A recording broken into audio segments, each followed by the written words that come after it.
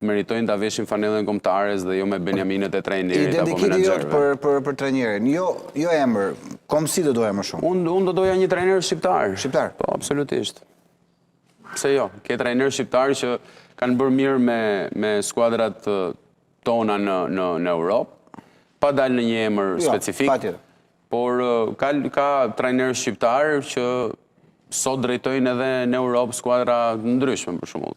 Dhe pse jo, është, si i thonë, gjua e nënës është ajo që të lidhë më shumë, domethënë edhe në komunikim me njëri tjetrin, kështu që tani absolutisht që gjithë lojtarët janë profesionistë, luajnë nëpër ligat më të mira të futbollit nëpër Europë, po kur vjen puna, Silvinho nga Brazili, unë nga Presheva, ti nga Bujanovci, tjetri nga Prishtina, njëri nga Tirana, tjetri nga Kuksi, domethënë le të themi të gjithë këto unifikohen në një gjuhë që është shqipja. Dhe ku do kishte më mirë se një trajner i cili do i fliste shqip, edhe do i kërkonte, le të themi, me dorë mos për të nxjerrë atë më të mirën e shqiptarit. Kështu që unë mendoj që ka ardhur koha, se ne nuk jemi Brazili, më kupton? Që kanë ardhur në pikën që nuk po bëjnë dot përçapje dhe janë drejtuar te Ancelotti dhe hajde na bëjë një herë. Ne jemi Shqipëria, ta provojmë një herë me trajner shqiptar. Pse jo? Okej. Ndeshja e fundjavës shkurtimisht në padyshim Juve Bologna më intereson mua.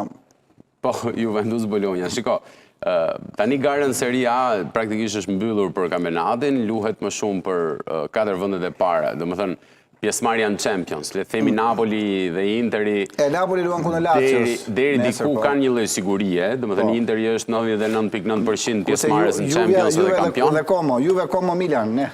Tani këto janë 3 skuadrat të cilat bashkë me Romën kanë përshtypjen dhe pa e hequr edhe Atalantën varësisht të rezultateve të këtyre skuadrave, po ajo humbja me Juventusin Atalantës deri diku e kushtzoi skuadrën e Paladinos. Por këto të treja, Como, Milan, Juve, do luftojnë për 2 vende në Champions. Pra janë 3 skuadra për 2 vende në Champions.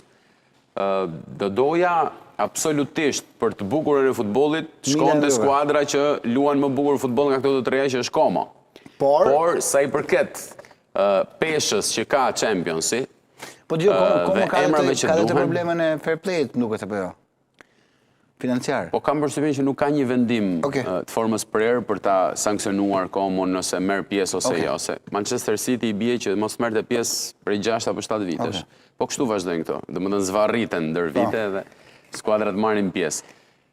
Për të mirën e futbollit, absolutisht që do ishte mirë edhe për tifozët, sepse tani dihet, Como është një provincë e Milanos. Një lagje, si kombinate. Po, është zona më e bukur faktikisht, por gjithsesi Milani me Juve nuk duhet t'i mungojnë një kompeticioni si Champions. Edhe kjo duhet t'i jap shtysë edhe futbollit italian që të investojnë edhe më shumë për ta ngritur deri diku nivelin dhe për të qenë edhe domethënë të përballojnë edhe këto skuadra të cilat po i shtypin vit pas viti. Pra Juventusi këtë vit psoi 5 gola nga Galatasaray. Interi psoi 5 gola nga Bodo Glimt, Napoli 6 gola nga PSV-ja.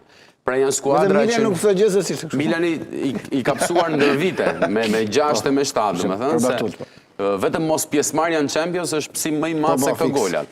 Kështu që për të kuptuar se në qa pike është futbolli italian, duhet të marrin pjesë në Champions edhe duhet kuptojnë që për të përballur me më të fortat duhet të shpenzosh.